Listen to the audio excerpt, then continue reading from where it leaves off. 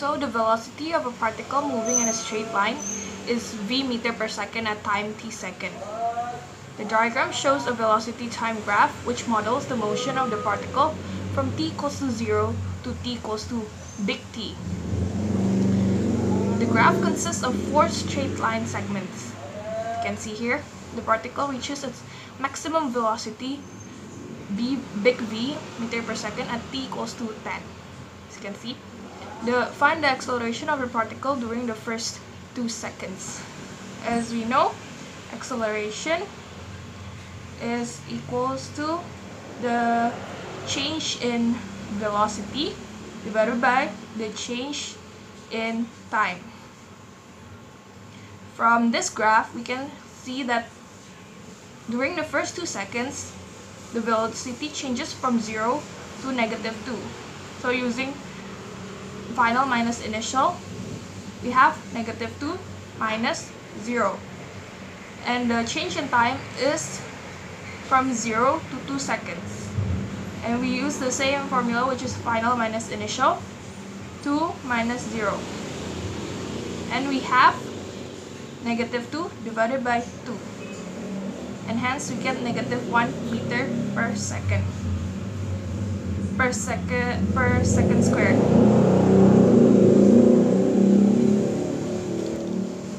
So the second question is to find the value of V, big V. From the graph, we can see that the gradient of this line is equals to the gradient of this line. But then it has opposite direction because this one goes down as this one goes up. So the gradient in here, or the acceleration, gradient or acceleration, is 1 meter per second squared. And hence, because this is one straight line, the gradient is the same for this part too. And so it also has 1 meter per second squared. To find the value of V, we just use the same formula, which is acceleration equals to delta V over delta T. But we use this formula for this segment right here. To find the delta V, it's big V divided by minus 0. And to find delta T is just 10 minus 6. Here is the delta T. 10 minus 6. So we got 1 equals to big V divided by 4. And so we get big V is equals to 4 meter per second. At t equals to 6, the particle is instantaneously at rest at the point A. Here I drew the point A. At t is equals to big T, the particle comes to rest at the point B. And at t equals to 0, the particle starts from rest at the point 1/3 of the way from A to B. So if this is 1 over 3, this is where the particle is when it's t equals to 0. That means this is 2/3 of the way. As you can see from the graph before, the particle moves backwards, so towards A, and then from t equals to 6, it goes forward. So it moved to here first and then moves there.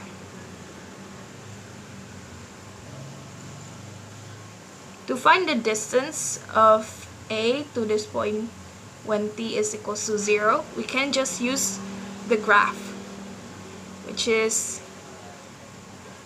this one.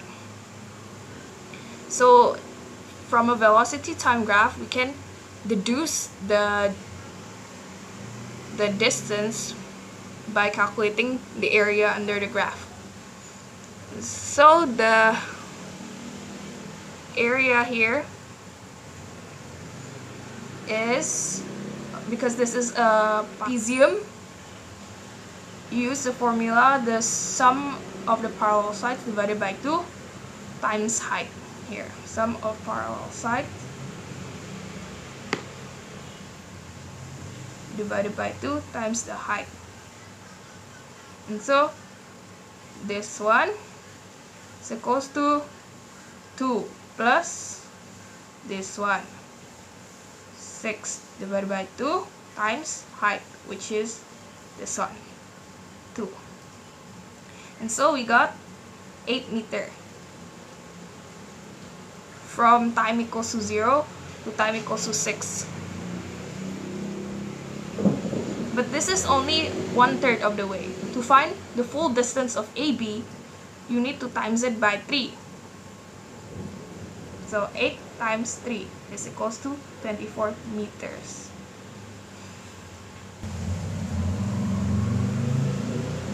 And so we just need to find the big T, you just need to, so you equate this area equals to 24 meters.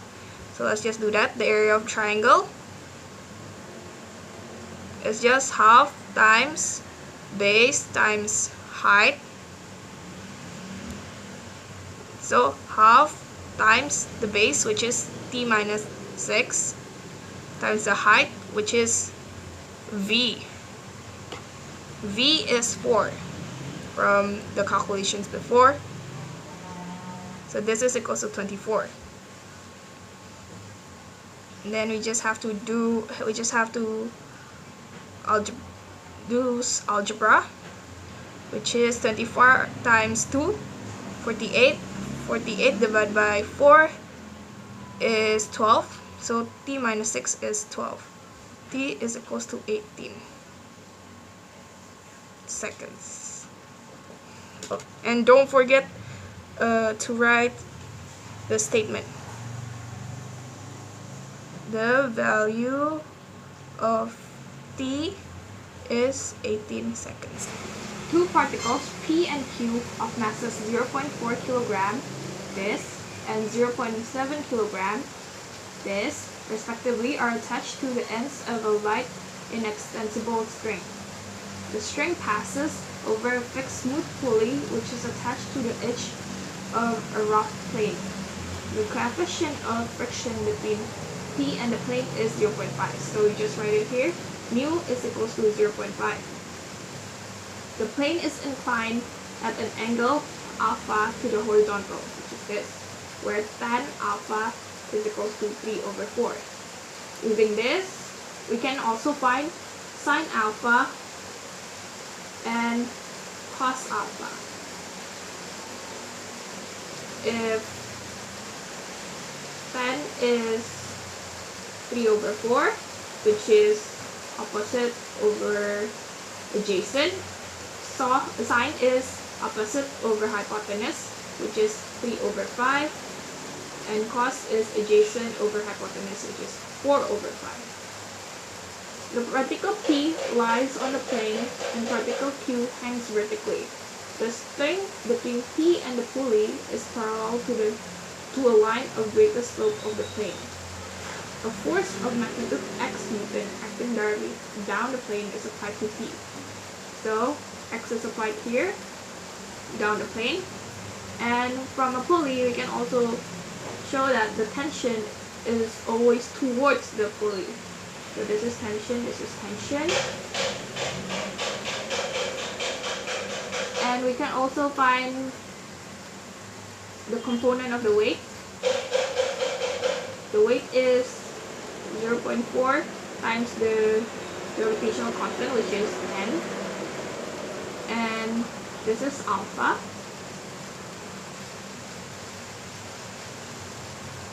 And so the one nearest to the alpha is cos, so 0.4 times G times cos alpha.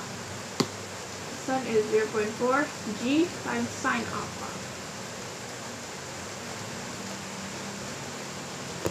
And this is the weight of the 0.7 kilogram, which is particle P. As you can see, tension is equals to the weight. So let's just equate that.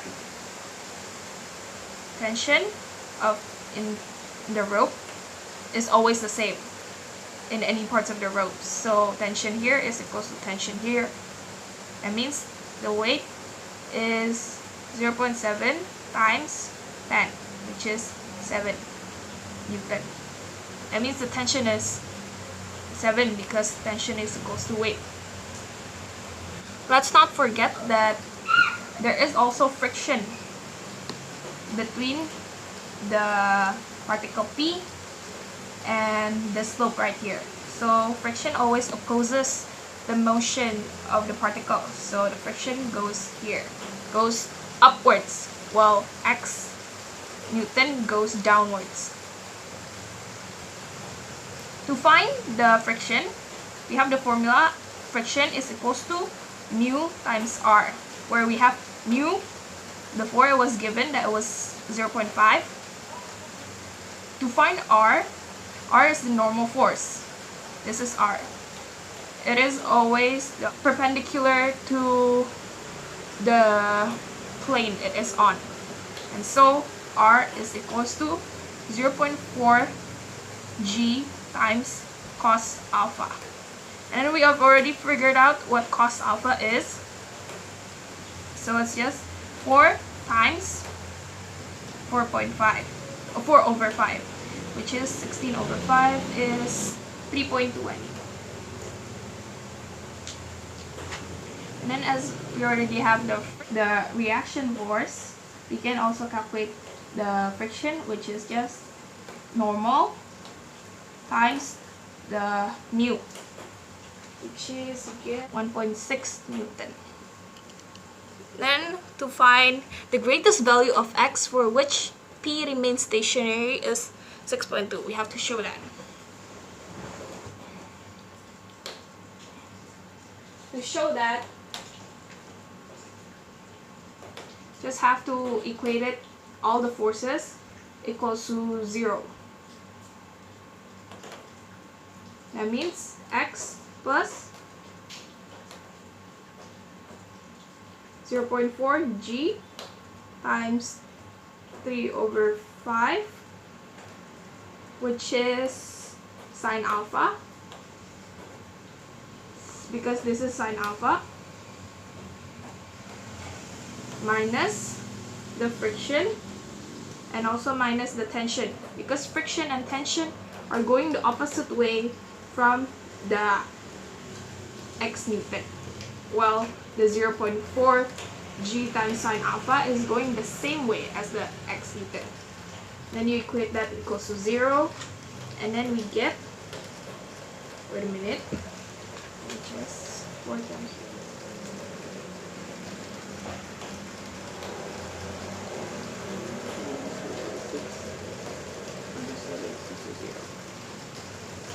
Then we get X is equals to 6.2 Newton.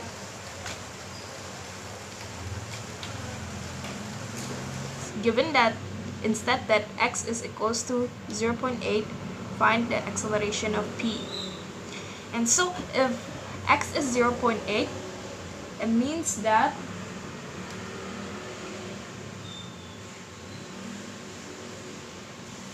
will accelerate this way, because 0.8 is very much less than 6.2. If it's over 6.2, then the particle P will accelerate this way, but then it's less than 6.2, so it will accelerate this way.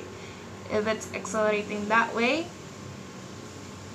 it means particle Q is accelerating this way. So we just need to use the Newton's second law, which is sigma F is equals to ma for both parts of each of the particle. Sigma F for particle Q is equals to this. Oh wait, I forgot to write tension. This is also tension, as tension is always towards the pulley. So because acceleration is downwards, we take the weight as the positive value, which is 0.7 times 10, which is 7, minus tension, is equals to 0.7, which is the mass, times acceleration. And we can rearrange this equation. So it becomes t is equals to 7 minus 0.7 times acceleration. To find the situation of particle P, you just need to write again the R. The R is still the same, that means the friction is still the same. But because particle P is accelerating that way, that means the friction changes direction, because friction always opposes the direction of the motion. That means friction is going downwards. This is the first equation. To find the second equation, we can use the same formula, which is sigma F equals to ma, but this is for particle P. Sigma F, that means you take the forces that is in the same direction as the acceleration as the positive one. So tension is in the same direction, so we make it positive, minus friction, minus 0.8, and minus this one, which is 0.4 g sine alpha is equals to 0.4 times acceleration. Friction is known. Friction is 1.6 from the last question. So tension minus 1.6 minus 0.8 minus 0.4 times 10 times sine alpha, which is 3/5, equals to 0.4 a acceleration. Then we'll just calculate this part.